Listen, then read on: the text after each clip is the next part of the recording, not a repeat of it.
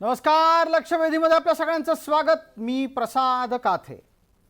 मराठा आरक्षणाच्या निमित्तानं मुंबईत येणाऱ्या दिंडीचं नेतृत्व करणारे मनोज जरांगे रुग्णालयात दाखल झाले आहेत आणि त्यांना उपचारांची गरज आहे असं सांगितलं जात आहे.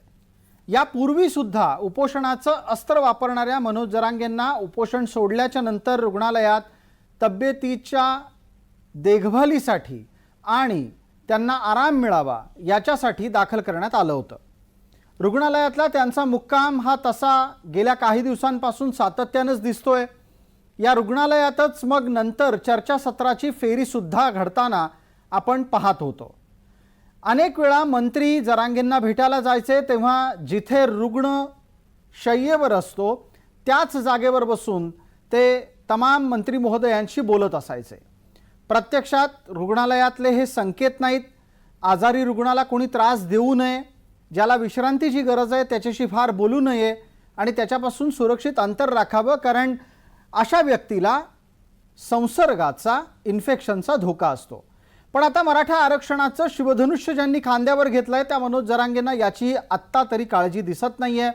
आम्हाला त्यांच्या तब्येतीची काळजी आहे, म्हणूनच आजच्या लक्षवेधीचा विषय आपण निवडला आहे की आजारी जरांगेंनी आंदोलन करावं का.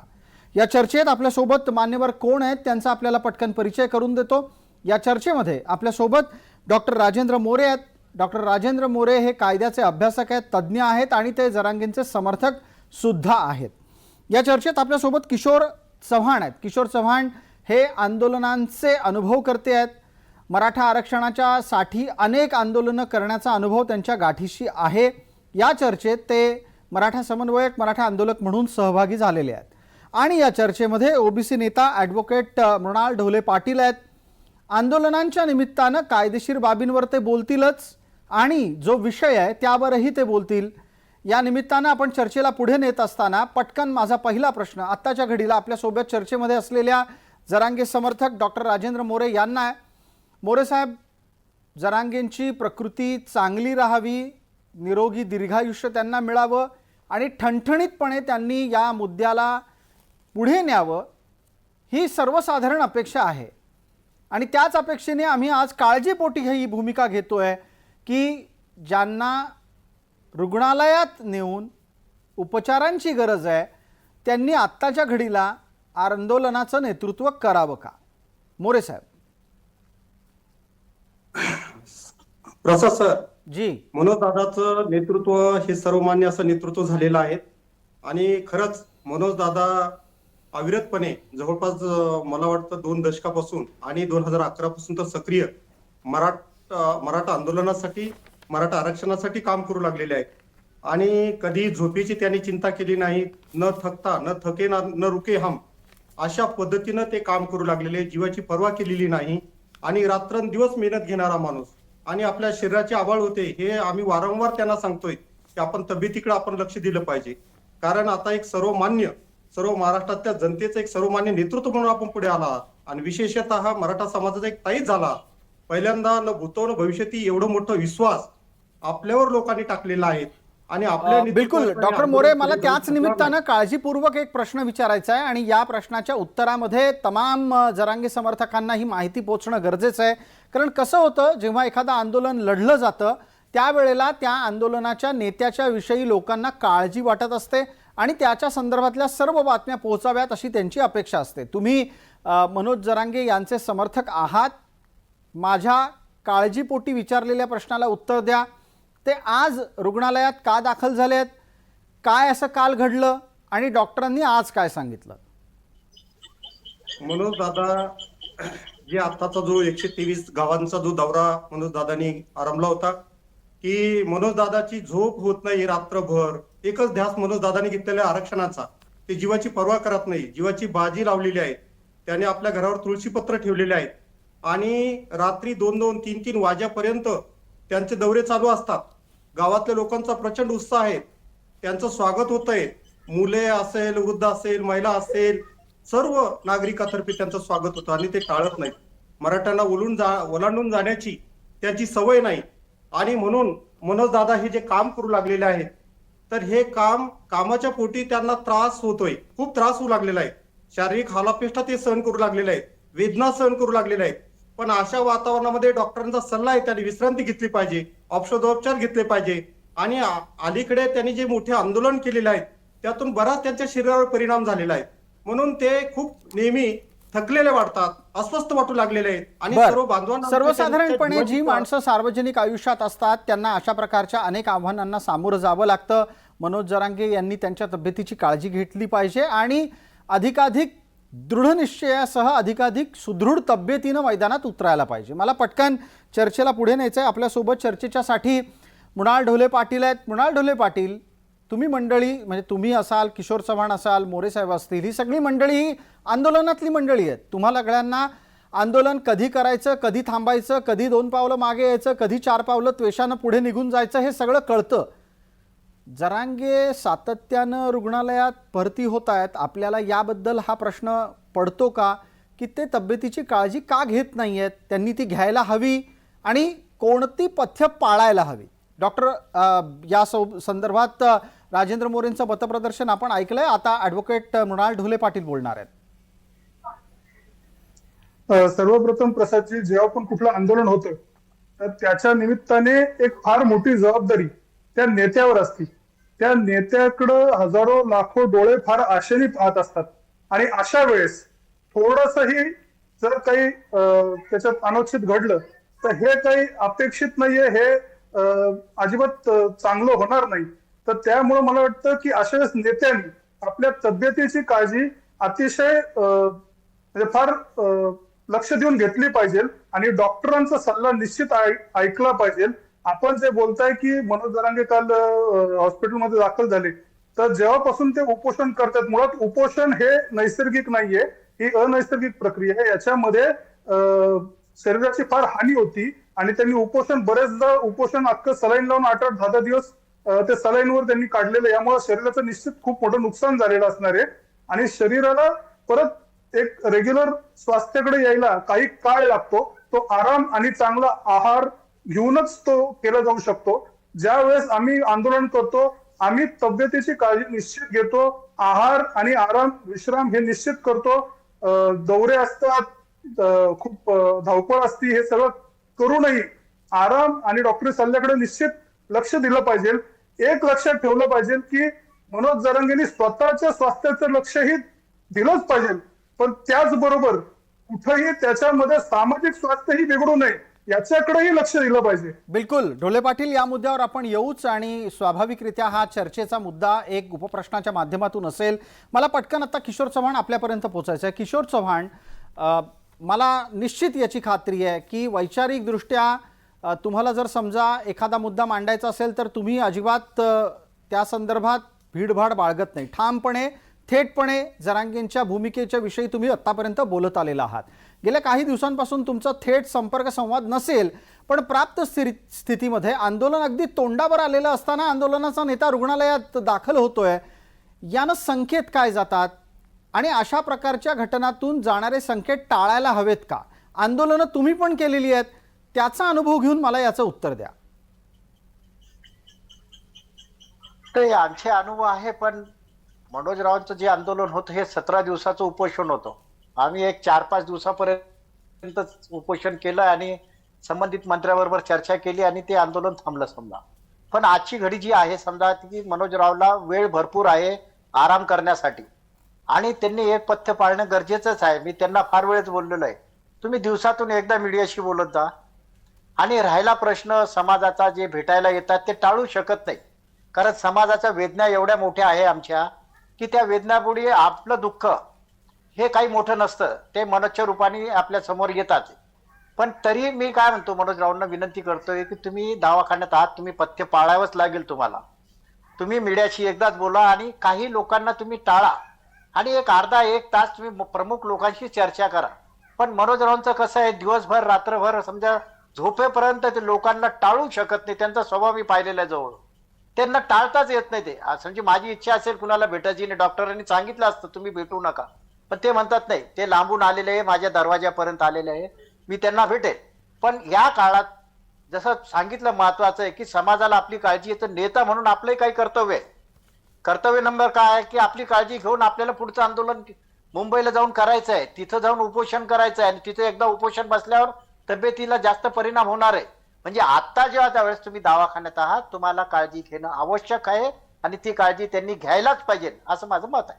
बिलकुल. आपण सगळेजण या चर्चेमध्ये एका काळजीपोटी आहोत आणि त्या काळजीपोटी चर्चा करत असतानाच आपल्याला या निमित्तानं चर्चेचे विविध उपप्रश्न विचारले जातील. आणि मला असं वाटतं की जरांगेंचे समर्थक जे इतर वेळेला मला भरपूर शिव्या देत असतात, फार घालून पाडून बोलत असतात, अर्थात त्याचा माझ्यावर काही परिणाम होत नाही, पण त्या सगळ्यांनाही हे लक्षात आणून देण्याची गरज आहे की शेवटी सामाजिक आंदोलनं ही लोकशाहीचा कणा आहेत आणि त्या सामाजिक आंदोलनाचं नेतृत्व सुद्धा टिकणं गरजेचं आहे. त्याच भावनेतून आजच्या या चर्चेला आपण निवडलेलं आहे. इथे आमच्या सोबत असलेले पॅनलवरचे लोक हे अत्यंत परिपक्व आहेत आणि ते अत्यंत जबाबदारीनं आपापल्या भूमिका मांडतायत. याच जबाबदारीनं आत्ता किशोर चव्हाण यांनी मांडलेली भूमिका लक्षात घेणं गरजेचं आहे. जरांगे समर्थकांनी ती ऐकायला हवी. आणि डॉक्टर राजेंद्र मोरेंसारखा माणूस चर्चेत असताना मला त्यांना त्याच निमित्तानं बोलतं करायचं आहे, प्रश्न विचारायचा आहे. डॉक्टर राजेंद्र मोरे, किशोर चव्हाण सांगतायत की काही लोकांना टाळा, थोडी विश्रांती घ्या, कमी बोला. कमी बोला हा सल्ला जरांगे ऐकू शकणार आहेत का कधी? किशोर चव्हाण साहेबांचा या आंदोलनामध्ये मोठा अनुभव आहे, परिपक्वता आहे, अभ्यास आहे सरांचा. सरांचं म्हणणं बरोबर आहे, मी त्यांच्याशी सहमत आहे. मुद्दा असा आहे की अनेक लोकांची सभेची मागणी आहे, त्यांना भेटीची लोकांची इच्छा आहे. विविध जिल्ह्याचे समन्वयक त्यांना भेटू इच्छितात, त्यांना विचारू इच्छितात आम्ही कोणता निर्णय घेतला पाहिजे, कसं केलं पाहिजे. शेवटी अंतिमतः निर्णय हा मनोजदादा पाटलांच्या हातामध्ये आहे, कोणी दुसरे निर्णय घेत नाही. आणि त्यातल्या त्यात इलेक्ट्रॉनिक आणि प्रिंटिंग मीडियाची त्यांना जे प्रसारण करत असतं लोकांपर्यंत, कारण हा लोकशाहीचा चौथा आधारस्तंभ आहे. कारण हे जे लोकांचं दायित्व आहे, लोकांचं म्हणणं आहे, ते लोकांपर्यंत पोहोचवणं, लोकशाही परिपक्व करणं. आणि आपण म्हटलं प्रसाद सर ते बरोबर आहे की सामाजिक आंदोलन हा लोकशाहीचा खरा पाया असतो. ही मूलभूत माहिती लोकांपर्यंत पोहोचणं ही महत्वाची जबाबदारी आपली असते, त्यांनाही ते टाळता येत नाही. आणि म्हणून समोर आराम नाहीये, मनशांती नाहीये, धावपळ होते, तब्येत खालावते, ते घरी सुद्धा जात नाहीये. खरं तर या सगळ्या गोष्टी याच्यामध्ये त्यांनी करायला हव्यात, परंतु ते करता येत नाहीये. बिलकुल. मला पटकन डॉक्टर मोरे मला यातला एक आणखीन छोटासा खुलासा आपण सांगा. माध्यमांशी कमी बोलावं ही एक अपेक्षा किशोर चव्हाणांनी मांडली. तुम्ही असं म्हणताय की माध्यमांची जणू काही गरज असते आणि त्या गरजेला भागवण्यासाठी जरांगे बऱ्याचदा माध्यमांच्या समोर येतात. पण त्यातला एक उपप्रश्न असा येतो की ते जे काही करतात ते सगळंच खुलेपणाने करतात. प्रत्येक वेळेला असं सातत्यानं करणं गरजेचं आहे का? कारण त्या खुलेपणाने सगळ्याच गोष्टी करण्याचा एक दबाव निश्चित असतो आणि तो सांकेतिक दृष्ट्यात सुद्धा आपल्याला कधी कधी टाळता आला पाहिजे. उदाहरणार्थ आता मुख्यमंत्र्यांच्या शिष्टमंडळाच्या सोबत झालेली बैठक ही सरकारने एका संकेताला धरून केली, पण दुसऱ्या बाजूला मनोज जरांगेंनी ती लाईव्ह करून टाकली, म्हणजे थोडक्यात सगळ्यांसमोर आणली. आणि हे करत असताना त्यांना त्यांच्या तब्येत, ताणतणाव या सगळ्याची कदाचित काळजी वाटली नसेल. ते टाळता आलं असतं का?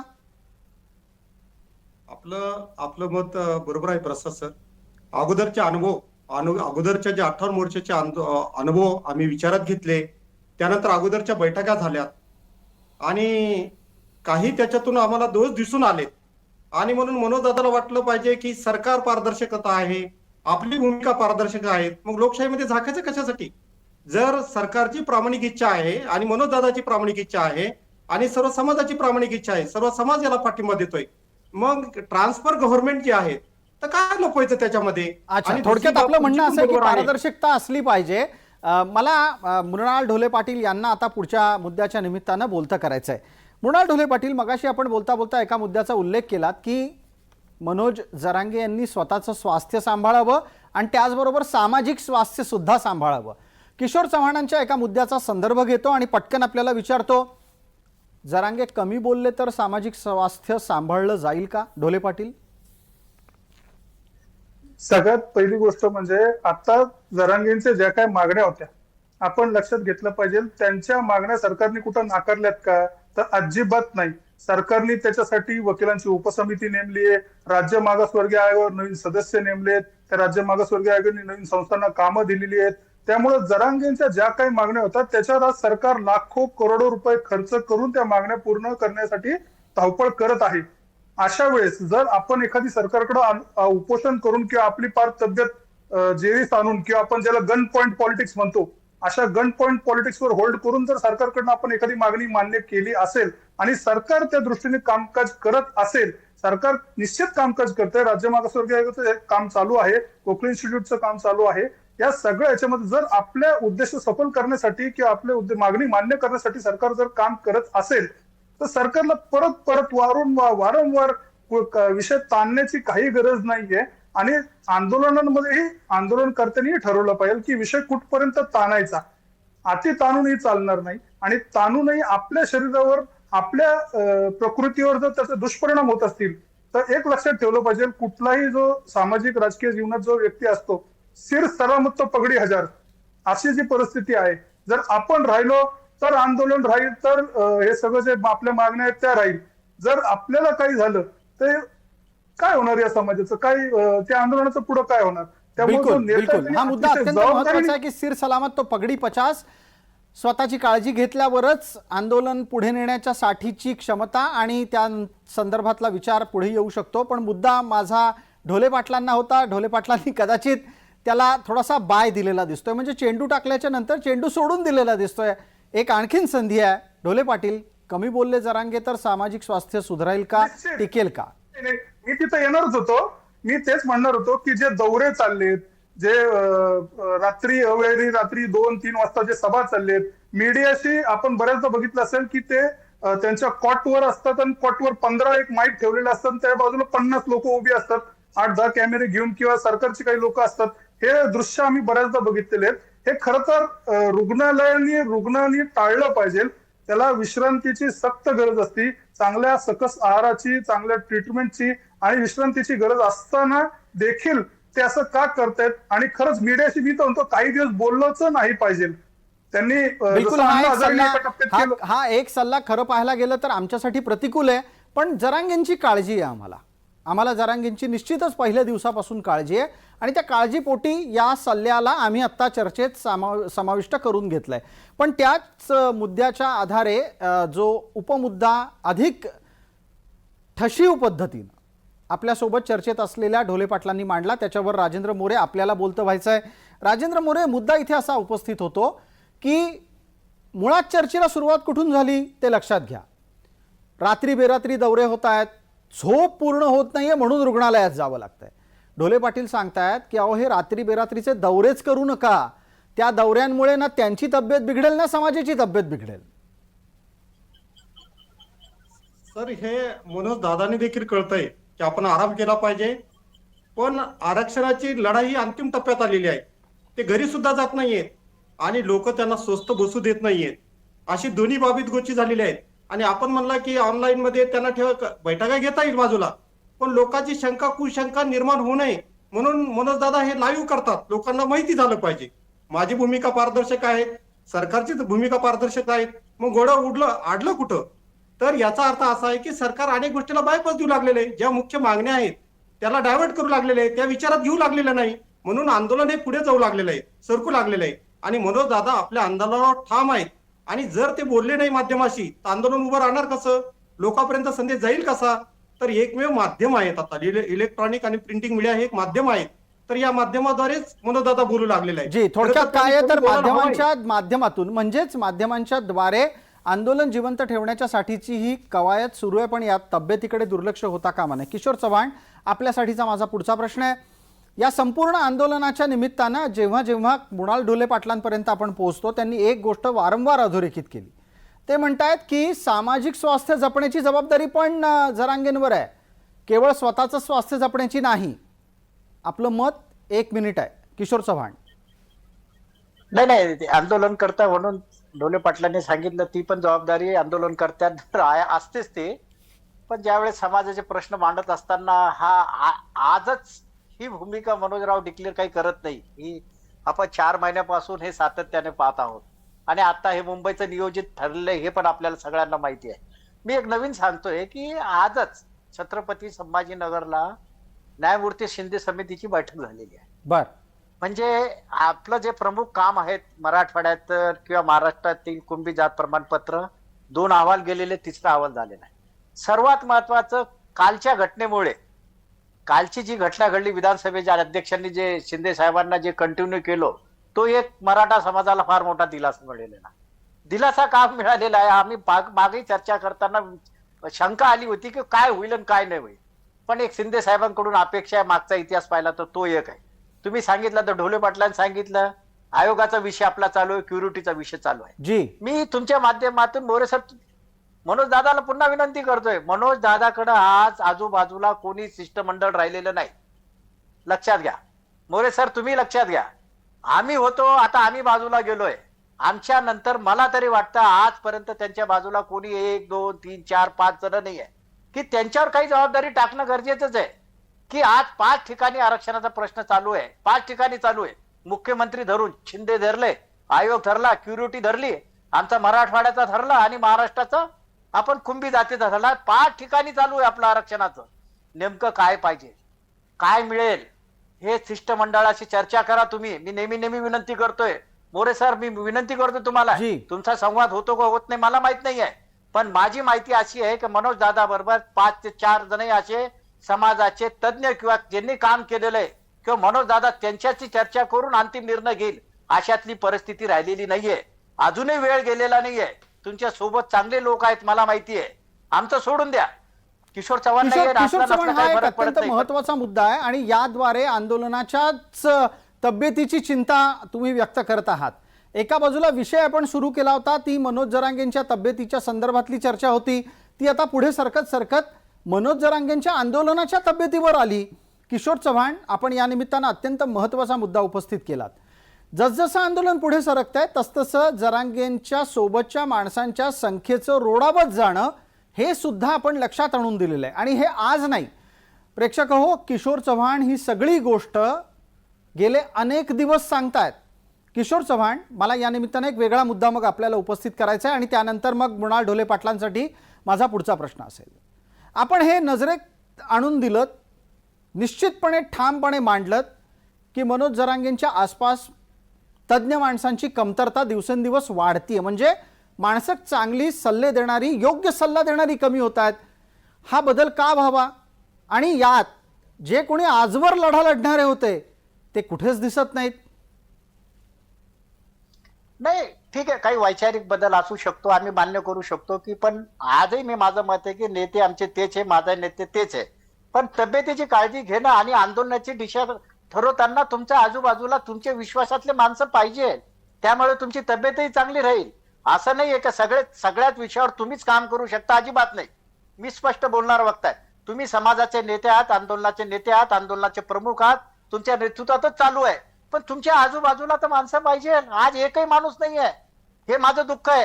म्हणून पूर्ण लोड मनोज दादावर येत आहे, हे लक्षात घ्या मोरे सर. मी बारकाईने राहिलेलो आहे त्यांच्यावर.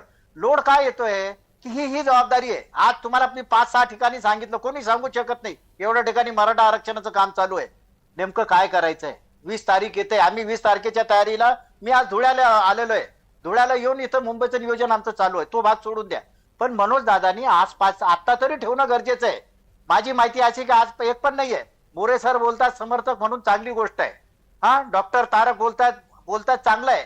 पण जे आतलं जे नियोजन असतंय की 1 2 3 4 आपल्याला मुंबईला जायचंय, काय घ्यायचंय, ह्या जबाबदाऱ्या तुम्हाला आजूबाजूच्या लोकांवर वाटावं लागेल, त्यांच्याशी चर्चा करावंच लागेल.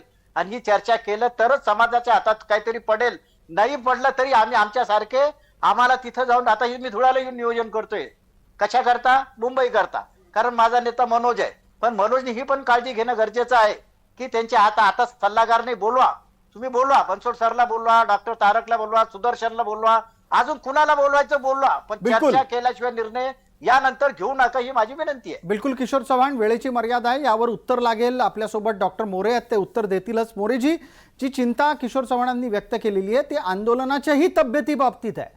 जरांगेंच्या तब्येतीच्या पलीकडे जाऊन आंदोलनाच्या तब्येतीच्या विषयी चर्चा करणं गरजेचंही आहे. आणि त्यानिमित्तानं किशोर चव्हाण सांगू इच्छित आहेत की आंदोलनाचे टप्पे कधी ठरवणार, सोबत असलेल्या माणसांना विश्वासात कधी घेणार. एक छोटंसं उदाहरण देतो. छत्रपती ज्या वेळेला अफजल खानाचा वध करण्यासाठी उतरले, त्यावेळेला तसं पाहायला गेलं तर छत्रपतींना एकट्याला इथे काही अवघड नव्हतं. ते तेवढे शूर पराक्रमी निश्चित होते, आपल्या सगळ्यांचं ते आदर्श दैवत आहे. पण तसं असताना सुद्धा छत्रपतींनी सोबत मुत्सद्दी माणसं घेतली, अंगरक्षक घेतले, योग्य ती रचना लावली. प्रतापगडाच्या पायथ्यापर्यंत येताना छत्रपतींनी विविध प्रकारे वाटेमध्ये माणसं पेरली आणि त्यांनी हल्ला केला. हे सगळं छत्रपतींना जमलं. आपण सगळे त्यांचे वंशज, त्यांचे मावळे, तुम्हाला का जमू नये? माझं म्हणणं एवढंच आहे, आंदोलनापेक्षा अहंकार मोठा होऊ देऊ नका. सर, मनोज दादाने देखील छत्रपतीचीच प्रेरणा घेऊन हे आंदोलन उभं केलं, मोठं केलं. आणि हे छत्रपतीचाच मावळा आहे, अत्यंत विश्वासाला बसलेला आहे आणि सर्व जबाबदारीची त्यांना जाणीव आहे. आणि अनेक लोक त्यांच्याशी डिस्कशन करू लागलेले आहेत. किशोर चव्हाण साहेब म्हणत असतील नियोजनामध्ये काही थोडेफार त्रुटी असतील, पण नियोजन हे मोठ्या प्रमाणात चालू आहे अनेक ठिकाणी. आता त्यांची कुंभार विभागाला हे आहेत 123 गावाचं जवळपास नियोजन झालेलं आहे. अनेक जिल्ह्याचं नियोजन झालेलं आहे. काय सोबत घ्यायचं याच्या संदर्भात देखील नियोजन झालेलं आहे. पण मनोज दादाची प्रकृती थोडीशी अस्वस्थ असल्यामुळे त्यांना ते निर्णय आणखी डिक्लेअर केलेला नाही. ते आपल्यासमोर डिक्लेअर करणारच आहेत. आणि राहिला प्रश्न, जी तज्ज्ञ लोकांची फौज आहेत ती मनोज दादाशी आम्ही वेळोवेळी वाटाघाटी करू लागलेलो आहे, डिस्कशन करू लागलेलो आहे. पण ती मोठ्या स्वरूपात असावी. वकील मंडळी असावी, जी प्राध्यापक मंडळी असावी, शिक्षक मंडळी असावी, आरक्षणाच्या ज्यांचे आंदोलनामध्ये ज्यांचा सहभाग राहिलेला आहे अशी मंडळी असावी. आणि किशोर चव्हाण साहेबांना आम्ही या सगळ्या आंदोलनाचे एकच पाईक आहोत, हा काही मुद्दा नाहीये. जरी आम्ही काही उद्दिष्ट आमचे हे टार्गेट पूर्ण करायचं, ते टार्गेट पूर्ण करायचं असं असेल, परंतु उद्दिष्ट आमचं एकच आहे. बिलकुल ढोले पाटलांपर्यंत जायचंय. चर्चेला शेवटच्या टप्प्यामध्ये आपण आणतो आहोत. समारोपापूर्वी मला आपल्यासोबत ॲडव्होकेट मृणाल ढोले पाटील आहेत, त्यांना प्रश्न विचारायचा आहे. मृणाल ढोले पाटील, आपण वारंवार सामाजिक स्वास्थ्याची चर्चा करताय आणि किशोर चव्हाणांनी जी गोष्ट सांगितली त्यातून एक लक्षात येतं आहे की सुज्ञ, तज्ज्ञ, जबाबदार आणि द्रष्ट्या माणसांची जरांगेंच्या आजूबाजूला कमतरता आहे. यातून काय धोका संभवतो? आंदोलनाच्या तब्येतीवर काय परिणाम होऊ शकतो? सगळ्यात पहिली गोष्ट म्हणजे याच्या आधी माझे जे वक्ते बोलले की त्यांनी मनोज जरांगेंचं आंदोलन छत्रपती शिवाजी महाराज यांच्या स्वराज्य लढ्याशी कम्पेअर केलं, हे मला अजिबात मान्य नाहीये. त्याचं कारण असं आहे की छत्रपती शिवाजी महाराज हे सगळ्या समाजातल्या लोकांना 12 बलुतदार, 18 बलुतदार आणि सगळ्या इव्हन मुस्लिम समाज कोणी असेल, जे कोण समाज होते या सगळ्यांना घेऊन एकत्र स्वराज्यासाठी लढले होते. तसं मनोज जरांगे फक्त हे स्वजातीयसाठी लढत आहेत. ठीक आहे, त्याच्याबद्दल मला सध्या बोलायचं नाहीये. पण ते जे म्हणतात की तज्ज्ञांची निश्चित कमी आहे आणि तज्ज्ञांचीही कमी आहे आणि प्रकृती बरोबर नाहीये, मला असं वाटतं अशा याच्यामध्ये एक मनोज जरांगे यांनी एक निर्णय घ्यावा आणि मुंबईचं आंदोलन हे रद्द करून टाकावं. दुसरं तर मला एक सांगायचंय की अशीच परिस्थिती अण्णा हजारे यांच्या आंदोलनाच्या वेळेस झाली होती. त्यावेळेस अण्णा हजारे यांनी ब्लॉग लिहायला सुरू केलं होतं. ते लिहित नव्हते, पण त्यांनी ब्लॉगच्या मार्फत ते संवाद साधत होते. सोशल मीडियाचा पुरेपूर वापर करून एका जागेवर बसून अण्णा हजारे यांनी अख्खं ते आंदोलन चालवलं होतं. त्यामुळं तोही एक आपल्या समोर आदर्श आहे की जसं एका जागेवरून बसूनही सोशल मीडियाचा, त्यावेळेस सोशल मीडिया एवढा प्रभावी नव्हता, पण तरीही त्याचा सोशल मीडियाचा प्रभावी वापर करून त्यांचं जे म्हणणं होतं हे ते समाजासमोर मांडत होते. असं काहीतरी मनोज जरांगे यांनी उपाययोजना केली पाहिजे आणि फार प्रकृतीची फार वाताहत न करता जे जितकं कमी प्रवास करता येईल, जितकं कमी बोलता येईल, तर त्याच्या मार्फत त्यांना काही याच्या मार्फत सोशल मीडिया मार्फत काही सांगता येईल अशा पद्धतीने करून त्यांनी प्रकृतीची काळजी घ्यावी. आणि सरकार त्यांच्या मागणीसाठी काम करत आहे, तर मला असं वाटतं त्यांनी तुर्तच तरी मुंबईचं आंदोलन रद्द करावं. ठीक आहे, आपल्या या सल्ल्याच्या अनुषंगाने त्याच्या प्रतिक्रिया येणं अपेक्षित आहे. आत्ताच्या घडीला वेळ मर्यादा आपल्याला आहे, म्हणून मी या चर्चेला इथेच आटपतो घेतोय. पण जो सल्ला मृणाल ढोले पाटलांनी दिलाय त्यानिमित्तानं आपण चर्चेच्या पुढच्या फेरीत नक्की लवकरच भेटू. तुर्तास आपण सर्व मान्यवर या चर्चेत सहभागी झालात त्याबद्दल आपले सगळ्यांचे मनपूर्वक आभार.